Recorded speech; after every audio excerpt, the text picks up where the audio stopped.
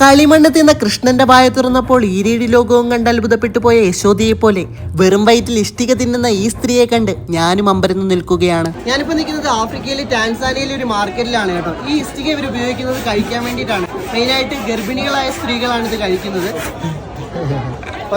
ജിയോഫാജിയ അസംസ്കൃത പദാർത്ഥങ്ങൾ ഭക്ഷിക്കുന്ന പൈക്ക എന്ന രോഗാവസ്ഥയിലെ പോലെ തന്നെ സബ്സഹാര ആഫ്രിക്കൻ സ്ത്രീകളുടെ മനഃപൂർവ്വമായുള്ള കളിമൺ തീറ്റയുടെ ആംഗലേയ നാമം തങ്ങളുടെ ഗർഭകാലത്ത് അനുഭവപ്പെടുന്ന നെഞ്ചരിച്ചിലിനും ഛർദിക്കും പുറമെ മേനിയഴക് വർദ്ധിക്കുവാനും പരമ്പരാഗതമായി ഇവരിങ്ങനെ കളിമണ്ണ് തിന്നുന്നു. അങ്ങനെ കണ്ണിൽ കാണുന്ന മണ്ണൊന്നും ഇവർ തിന്നാറില്ല. മണ്ണ് തീറ്റയാണെങ്കിലും കൃത്യമായ മെനു ഉണ്ട്. വടക്കൻ ടാൻസാനിയയിൽ മാത്രം കാണപ്പെടുന്ന ചുവന്നതോ വെളുത്തതോ ആയ ചിതൽപുറ്റുകളോ നദീതീരങ്ങളിലെ മണ്ണോ ഇനി അതുമല്ല കളിമൺ പാത്രങ്ങൾ നിർമ്മിക്കുന്ന കറുത്ത മണ്ണോ അങ്ങനെ നീളുന്നു മണ്ണ് തീറ്റയിലെ വൈവിധ്യം. ഗർഭിണികളിൽ സാധാരണയായി കണ്ടുവരുന്ന അയൺ ഡെഫിഷ്യൻസി അനീമിയ തടയാൻ കളിമൺ തീറ്റ സഹായിക്കുമെന്ന വാദങ്ങൾ ഉണ്ടെങ്കിലും വൈദ്യശാസ്ത്ര ലോകം ഇതുവരെ അംഗീകരിച്ചിട്ടില്ല. മിഡീവൽ കാലഘട്ടത്തിൽ യൂറോപ്പിലും അമേരിക്കയിലുമുള്ള ഗർഭിണികൾ കളിമണ്ണ് തിന്നിരുന്നു എന്നതിൽ തെളിവുകളുണ്ട്. ഒരു കാലത്തെ കൊടും ദാരിദ്ര്യത്തിലെ വിശപ്പിൽ നിന്നും കരകയറാൻ തിന്നു തുടങ്ങിയതാവാം. പക്ഷെ ഇതുവരെ ജീവഹാനിയായേക്കാവുന്ന പ്രത്യാഘാതങ്ങൾ ഒന്നും തന്നെ രേഖപ്പെടുത്തിയിട്ടില്ലാത്തത് കൊണ്ട് തന്നെ ഇവരിപ്പോഴും ഇത് തുടർന്നുകൊണ്ടിരിക്കുന്നു. ഇനി മണ്ണൊന്നും തിന്നാതെ തന്നെ ഫ്രീ ആയ ഒരു 300 രൂപ കിട്ടുന്ന വഴി പറയട്ടെ. ഡെയിലി ലൈഫിലും ട്രാവൽ ലൈഫിലും ഒരുപാട് മൊബൈൽ ആപ്ലിക്കേഷൻ ഉപയോഗിക്കുന്നതിന് പകരം